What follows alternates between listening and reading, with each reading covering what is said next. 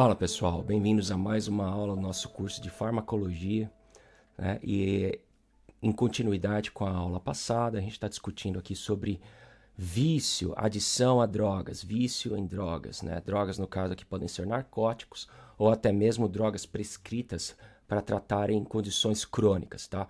Mas muitas vezes eu vou comparar com muitas drogas que são ilícitas comparado também com drogas lícitas, ok? Então, antes de mais nada, se você gosta do canal, está gostando do conteúdo, está pedindo explicações também nos comentários, né? Se inscrevam, compartilhem esse canal, as aulas, né, com seus amigos, colegas e familiares. Tenho o maior prazer de trazer para vocês um conteúdo atualizado das universidades, direitinho do forno das universidades, dos melhores cursos de medicina, farmacologia, biomedicina, nas áreas da saúde, para o seu conhecimento. Você pode usar isso daí para o seu dia a dia, conhecimento em geral, como hobby, mas também para os seus cursos. Dependendo do curso na área da saúde que vocês estão prestando, né, vocês podem aprender mais conteúdo como reforço para vocês expandir o conhecimento também e darem uma caprichada nas provas de farmacologia, no caso aqui do curso, ou nos outros cursos que eu estou ensinando de biologia celular, molecular, imunologia básica, molecular e clínica e assim por diante, pessoal. Beleza? Vamos partir aqui para a tabelinha número 24.2, né? A gente está falando sobre adição e risco, né, de uso e abuso de substâncias, né? No caso aqui, essa tabela está mostrando substâncias que não são lícitas, substâncias ilícitas, como o tabaco, o álcool, drogas ilícitas como cannabis, cocaína, estimulantes, ansiolíticos. Muitos ansiolíticos podem ser ilícitos se você tem acesso descontrolado a eles, analgésicos, né? Psicodélicos, heroínas, inalantes também.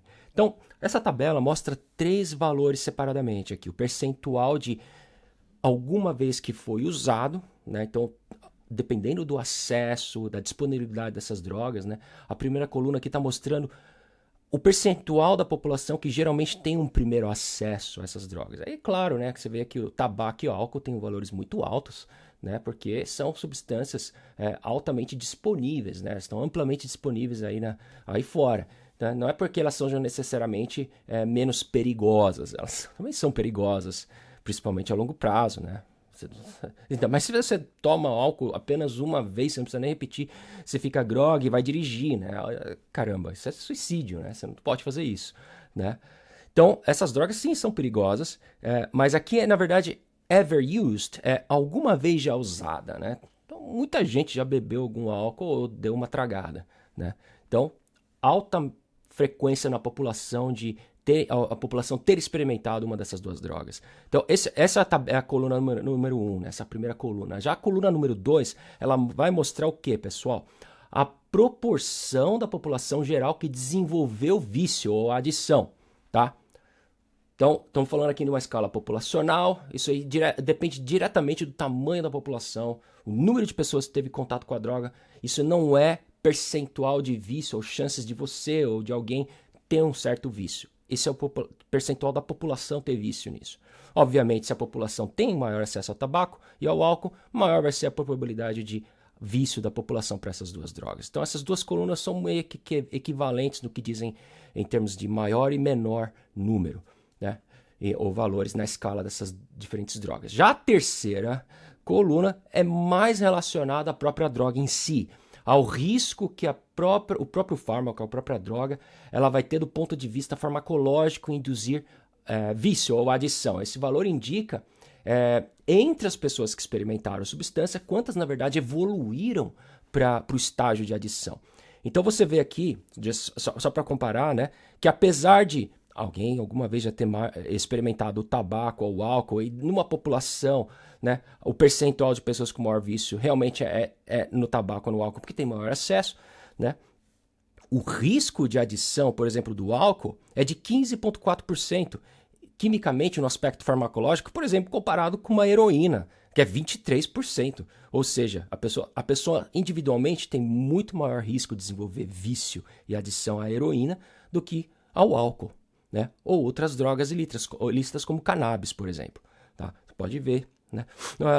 A chance de alguém já ter experimentado cannabis é porque tá em excesso, provavelmente alguém que faz universidade, né? Ou tem um role model, vê o pessoal lá fumando na TV, o Elon Musk lá no podcast eu não gosto de fazer propaganda de podcast aqui, mas o Elon Musk vai fumar cannabis lá no Joe Rogan Experience, né? Aí o pessoal gosta do Elon Musk, quer também dar uma experimentada. Então o percentual tem muito a ver também com figuras artísticas, role models, mas as chances na população de adição é um pouco menor, mas a droga em si tem um potencial de causar adição, mas porém muito menor do que outras como a heroína, por exemplo, né?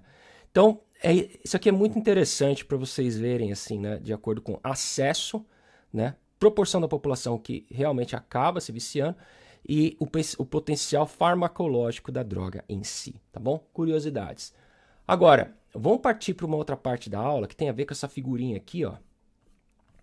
Figurinha 24.1. Eu quero mostrar essa figura, é muito interessante, porque ela mostra um gráfico aqui de dose relativa a efeito, tá? Vamos entender um pouco sobre dependência, ou dizer assim, adição ou dependência.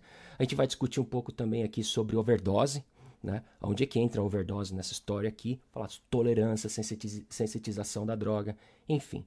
Essas curvas aqui, elas acabam balançando um pouquinho no gráfico aqui e tem vários contextos que explicam o porquê do comportamento das curvas, tá? Então, o eixo horizontal. Aqui a gente vê a dose, né? A quantidade da droga, tá bom? E aqui no eixo Y, o efeito relativo. Então, a curva do meio em preto representa um estado natural, né? Vamos dizer assim que é o eixo de expectativa. É como que se o corpo responde com uma certa substância quando ele é exposto pela primeira vez. Se você se expõe a essa droga com uma dose intermediária aqui, você é esperado a ter um efeito aqui intermediário, tá bom? A curva preta representa a primeira exposição sem nenhuma interferência como dose repetitiva ou tolerância, nada. Primeira vez que você expõe a droga, você é esperado a ter um certo efeito, né? Então, em condições normais, a curva preta é o que mostra o comportamento da droga com relação ao efeito. Quanto maior a dose, maior o efeito. Até aqui nada de novo, isso é bem simples, é o efeito dessa curva aí. O problema começa, pessoal, quando o uso da droga passa a ser repetitivo. E aí você pode ter deslocamento dessa curva, por incrível que pareça, tá? Quando uma droga ela é usada repetidamente, né, o organismo ele vai tentar se adaptar. Isso é uma das formas mais comuns de adaptação que vai ser chamada de tolerância. Essa setinha verde ou a curva verde. Aí a curva se desloca para a direita. Você pode ver que a curva estava aqui no meio, ela vai para a direita e dá uma caída também, né? Porque o efeito relativo também ele é diminuído, tá? Então, o que isso significa na prática? Significa que a mesma dose, aqui, ó, vamos ver aqui uma dose, ó. Essa dose aqui, que dava um certo efeito, essa mesma dose agora passa a produzir um efeito menor, né? Se você pega e arrasta aqui para o efeito relativo, esse efeito aqui, para essa dose, passa a ser um pouco menor, olha, na curva verde. Aqui não dá para eu escrever aqui no gráfico, mas dá para vocês visualizarem aqui, né? Uma dose X, vamos ver se eu consigo fazer aqui um rastrozinho. Não. Perdão pela minha tecnologia não ser tão desenvolvida ainda, né? Mas, enfim, isso tá verificado aqui no gráfico. O que isso significa na prática, pessoal? Vou pegar aqui uma certa dose aqui. Vou deixar a seta aqui nessa dose. Vocês podem olhar no gráfico verde e no gráfico preto, relativo ao eixo Y, tá? Isso significa que a mesma dose que antes produzia um certo efeito lá no eixo Y, né? Ela passa a produzir um efeito menor, o efeito passa a ser reduzido. Para alcançar o mesmo efeito, o mesmo resultado de antes, aí a pessoa vai precisar aumentar a dose. Olha só. Deixa eu ver se eu consigo colocar aqui um desenho. Isso aqui é uma dose inicial. Aí você tem aqui uma outra dose. Isso aqui é o efeito, né? Aí para você, essa seria a dose. Vou tentar fazer um negócio assim mais ou menos, né? Aí você teria esse efeito.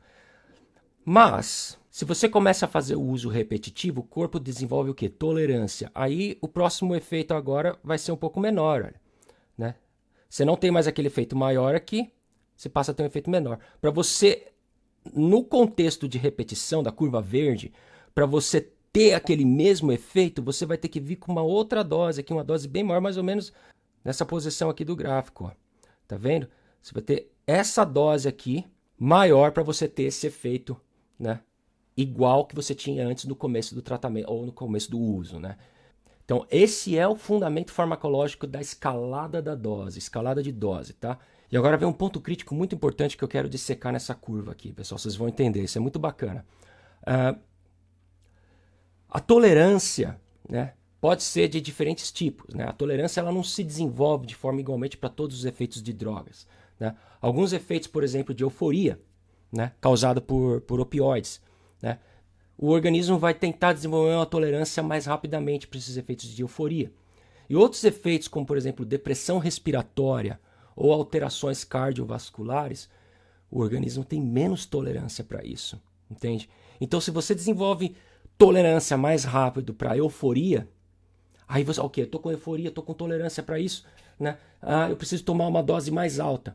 Né? Aí você vai para uma dose mais alta para poder obter o mesmo efeito de euforia. Mas não quer dizer que o seu sistema respiratório, cardiorrespiratório, está também com proteção contra essa dose mais alta. Não está. Porque o efeito de tolerância à depressão respiratória ou cardiovascular ele é inferior. Né? Ele é mais lento. Isso significa o quê? Você vai para uma dose mais alta e o seu sistema cardiorrespiratório ainda não está preparado para essa dose mais alta, você tem colapso, parada cardiorrespiratória. Aí entra o risco que? Overdose. O indivíduo aumenta a dose para tentar atingir os mesmos efeitos de euforia, porque o organismo já desenvolveu tolerância para aquilo, mas ainda não tem tolerância para sinais vitais, né? E aí vai acabar desenvolvendo overdose. Tá bom, pessoal? Isso é muito importante entender. Tem outros aspectos de overdose muito importantes que vêm aqui para a curva de sensitização. Vamos dar uma olhada nisso aqui, pessoal. Isso é fundamental. Essas curvas aqui são fundamentais para entender como é que funciona a resistência, dependência e overdose de drogas ilícitas, tá? Olha aqui para o lado dessa figura, a curva roxa, tracejada aqui, né? Essa curva tracejada de sensibilização ou tolerância reversa. Aqui, pessoal, a curva se desloca para a esquerda. O que isso significa? Isso significa que, com o tempo, a mesma dose ela passa a produzir um efeito ainda maior do que antes. E isso é possível. Ou seja, o organismo, na verdade, ele não é que ele ganha tolerância, você precisa tomar mais. Não, ele perde a tolerância. E aí você fica mais responsivo à droga. Né? Isso aí, pouca gente sabe dessas coisas. Esse fenômeno, de fato, ele é menos intuitivo e ele é extremamente importante porque é perigosíssimo, pessoal. Ele acontece principalmente com algumas drogas que são extremamente estimulantes, como cocaína, né, anfetaminas, né, e depende muito do padrão de uso da pessoa. Então, diferente da tolerância aguda que pode surgir durante um binge, né, a sensibilização ela costuma exigir intervalos um pouco maiores entre as doses, intervalos de tempo, né, geralmente de um dia ou mais, né? Mas aqui entra uma parte muito importante que vai conectar essa figura com o que eu falei sobre overdose, né? A tolerância, ela não surge por um único mecanismo, tá? Ela pode ser por conta da farmacocinética, né? Farmacocinética. Se o fármaco, de repente, ele passa a ser menos absorvido, né? Por algum motivo, o corpo acaba se adaptando na metabolização da droga, né? Então, você acaba precisando tomar mais da droga para ter aquele mesmo efeito. Tá? Então aí a tolerância é por conta de farmacocinética.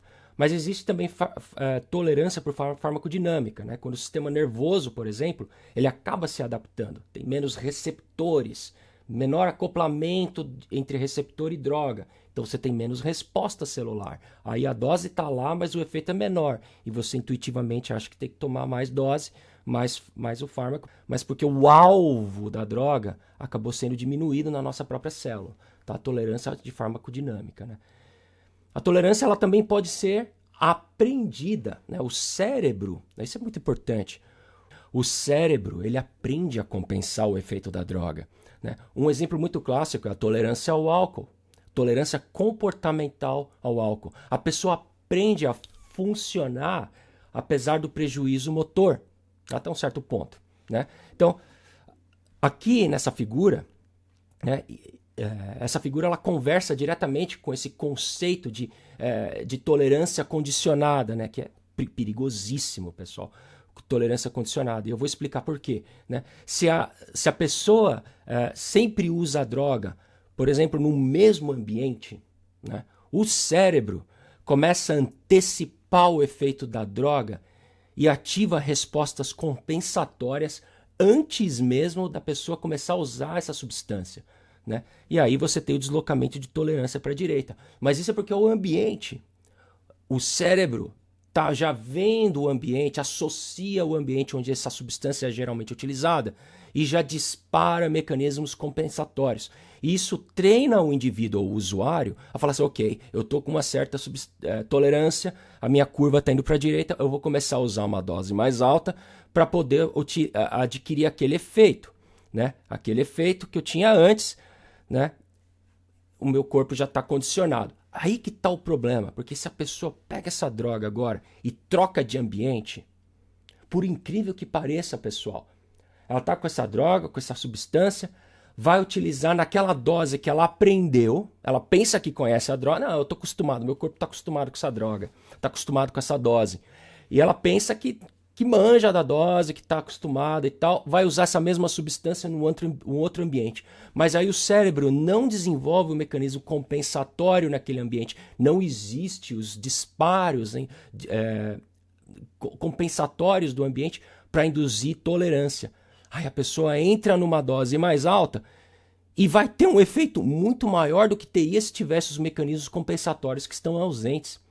E isso gera o principal perigo, que é overdose. A pessoa acaba entrando num caso de overdose por falta de mecanismo compensatório. Vai ter um efeito muito maior do que esperava ter com aquela mesma dose que ela achava que conhecia a droga, que o corpo estava condicionado. Então, isso vai ter ausência de tolerância aguda e hipersensibilização à droga.